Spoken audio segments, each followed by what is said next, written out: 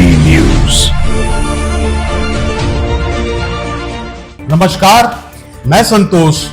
स्वागत है आपका लोकतंत्र प्रहरी के 8 PM न्यूज में, जहां हम देखेंगे दुर्ग जिले समेत प्रदेश एवं देश विदेश की कुछ प्रमुख खबरें। आइए शुरू करते हैं पहले दुर्ग जिले की खबरों से।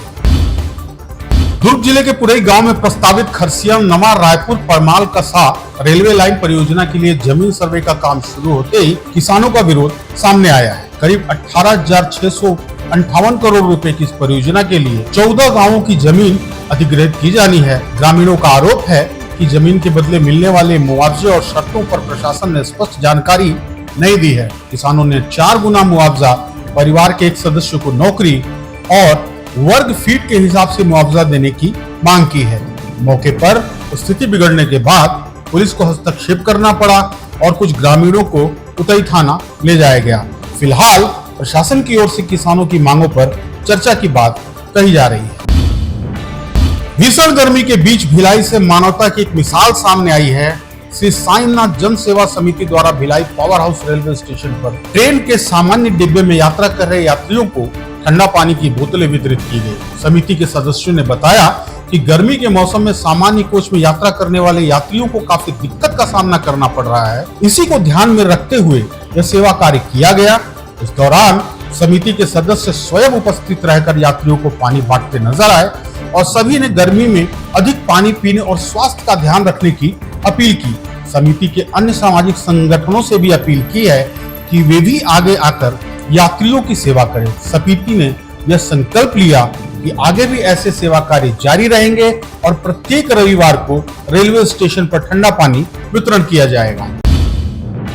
दुर्ग से ठगी का एक बड़ा मामला सामने आया है। पद्मनाभपुर थाना क्षेत्र में रकम दुगना करने और लोन दिलाने का झांसा देकर लाखों की ठगी करने वाली महिला को पुलिस ने गिरफ्तार किया है। बताया जा रहा है कि आरोपी महिला लोगों को कम समय में दोगुना पैसा करने और आसान तरीके से लोन दिलाने का लालच देती थी।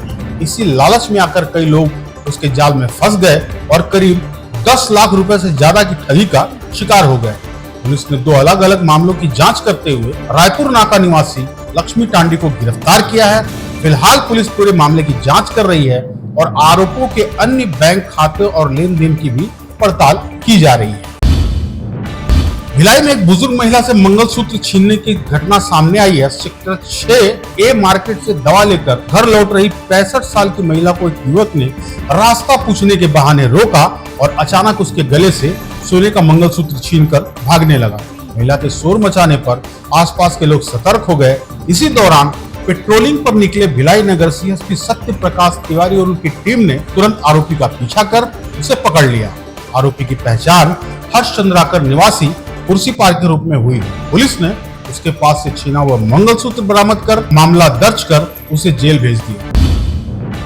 दुर्ग जिले के नंदिनी टाउनशिप में 31 साल के युवक ने BSNL टावर से कूदकर आत्महत्या कर ली। मृतक की पहचान आकाश चंद्र कापुरे के रूप में हुई, जो BSP कर्मचारी का इकलौता बेटा था और रायपुर में माइनिंग की पढ़ाई कर रहा था। घटना की सूचना सुबह पुलिस को मिली। मौके से कोई सुसाइड नोट नहीं मिला है, इसलिए आत्महत्या का कारण अभी स्पष्ट नहीं हो पाया है। फिलहाल पुलिस पूरे मामले की जांच कर रही है और आसपास के लोगों से पूछताछ की जा रही है। पोस्टमार्टम रिपोर्ट और परिजनों के बयान के बाद ही मामले का खुलासा हो सकेगा।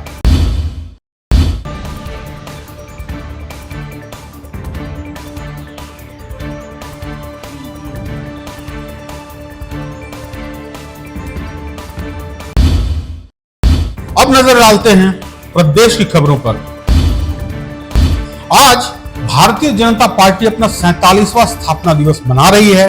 इस अवसर पर राजधानी रायपुर में मुख्यमंत्री विष्णुदेव साय ने भाजपा प्रदेश कार्यालय कुशाभाऊ ठाकरे परिसर में ध्वजारोहण किया और कार्यकर्ताओं को स्थापना दिवस की शुभकामनाएं दी। मुख्यमंत्री साय ने कहा कि पूर्व प्रधानमंत्री अटल बिहारी वाजपेयी की दूरदृष्टि से बने छत्तीसगढ़ राज्य के विकास को आगे बढ़ाना हम सभी की जिम्मेदारी है।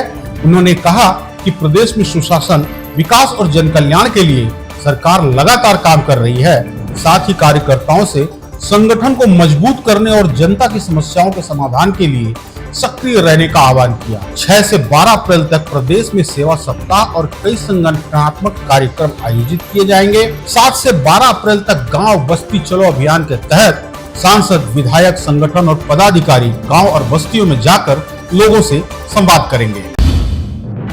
छत्तीसगढ़ के बहुचर्चित राम अवतार जग्गी हत्याकांड में बिलासपुर हाई कोर्ट ने बड़ा और ऐतिहासिक फैसला सुनाया है। करीब 22 साल पुराने इस मामले में बड़ा उलटफेर करते हुए अदालत ने अमित जोगी को दोषी ठहराया है।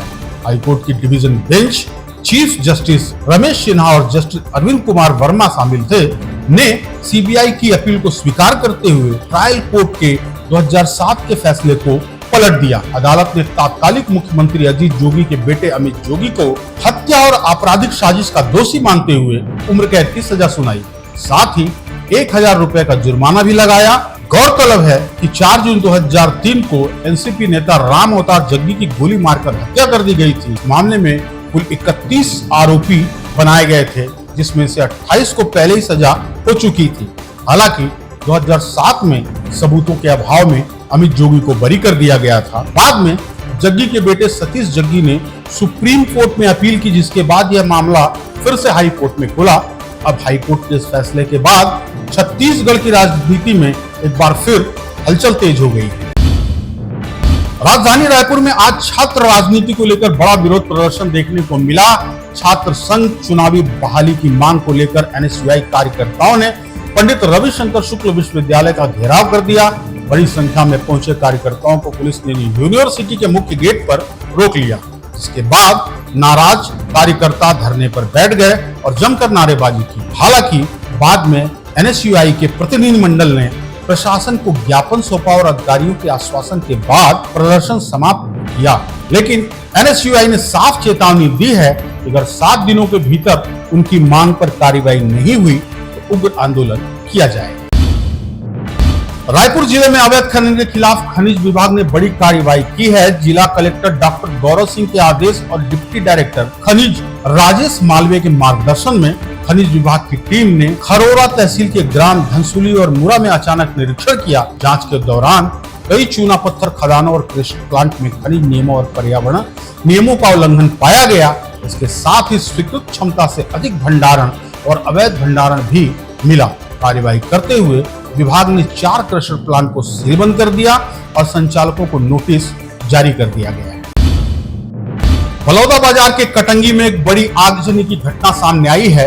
यहाँ स्थित रमेश ऑटो पार्ट्स की दुकान में अचानक भीषण आग लग गई। आग इतनी तेज थी कि करीब 3 घंटे तक धधकती रही। दुकान में रखे लाखों रुपए के ऑटो पार्ट्स जलकर राख हो गए। दुकान के दूसरे कमरे में रखी नकदी भी आग में पूरी तरह जल गई। घटना की सूचना मिलते ही स्थानीय लोग और फायर ब्रिगेड की टीम मौके पर पहुंची और काफी मशक्कत के बाद आग पर काबू पाया गया। मौके पर कसडोल थाना पुलिस भी पहुंची और जांच शुरू कर दी। इस आगजनी में करीब 10 से 15 लाख रुपए से अधिक के नुकसान का अनुमान लगाया जा रहा है। फिलहाल आग लगने के कारणों का पता नहीं चल सका।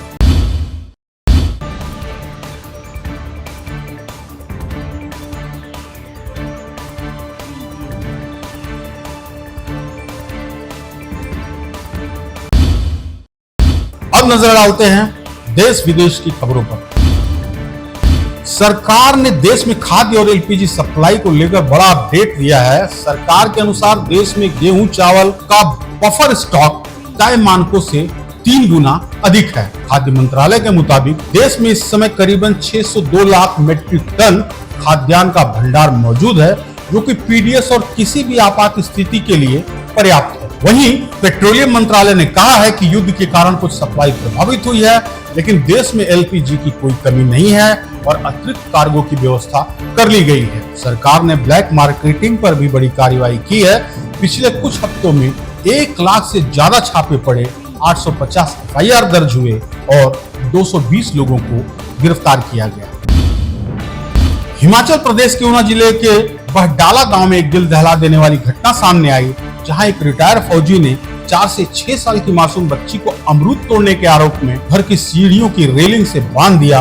वीडियो में बच्ची रोते हुए मदद की गुहार लगाती हुई दिखाई देती है। स्थानीय व्यक्ति कैप्टन रोहित जायसवाल ने बच्ची की चीख सुनकर उसे छुड़ाया और घटना का वीडियो बनाकर पुलिस और चाइल्ड हेल्पलाइन को सूचना दी।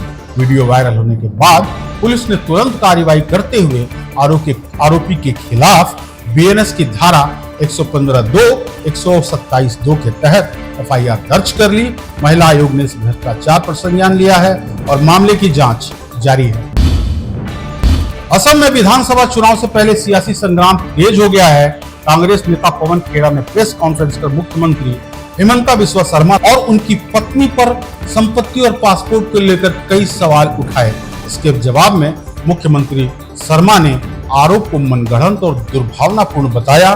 शर्मा का दावा है कि कांग्रेस ने उनकी पत्नी के खिलाफ आरोप लगाने के लिए पाकिस्तानी सोशल मीडिया ग्रुप से मिले दस्तावेजों का इस्तेमाल किया। मुख्यमंत्री की पत्नी रिनिकी भुवन शर्मा ने इन आरोपों को झूठ बताते हुए पवन खेड़ा के खिलाफ पुलिस में शिकायत दर्ज कराई है। शर्मा ने कहा, असम चुनाव को प्रभावित करने की साजिश है और यह मानहानि का मुकदमा भी दायर करेंगे।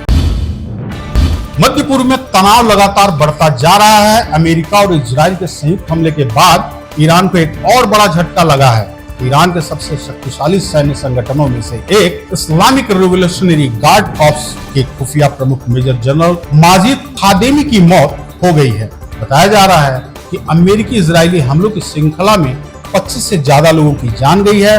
वहीं दूसरी तरफ अमेरिकी राष्ट्रपति डोनाल्ड ट्रंप ने ईरान को एक और अल्टीमेटम दिया है। अगर स्ट्रेट ऑफ हॉर्मुज नहीं खोला गया तो ईरान के बिजली घरों और पुलों को विनाश बनाने की चेतावनी दी गई है। ट्रंप ने सोशल मीडिया पर लिखा है कि अगर ईरान ने मंगलवार तक स्ट्रेट ऑफ हॉर्मुज नहीं खोला तो वहां नरक जैसे हालात पैदा हो सकते हैं।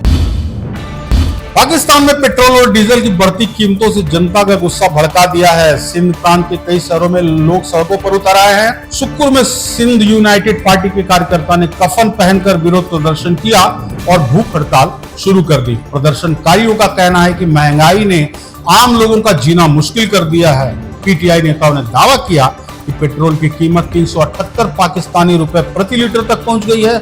वहीं डीजल की कीमत 520 रुपए प्रति लीटर बताई जा रही है। ट्रेड यूनियन और मानवाधिकार संगठनों ने भी सरकार के खिलाफ प्रदर्शन किया और पेट्रोल लेवी कम करने की मांग उठाई। प्रदर्शनकारियों ने चेतावनी दी है कि अगर सरकार ने तुरंत राहत नहीं दी तो आंदोलन और तेज किया जाएगा। समाचार यहीं तक, देखते रहिए लोकतंत्र पहली। नमस्कार।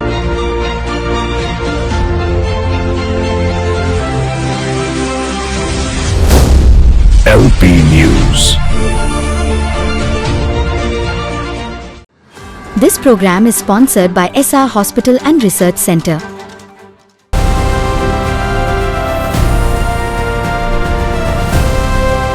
हर खबर पर नजर, सच, हिम्मत और जमीनी रिपोर्टिंग, देश, समाज और सत्य के लिए।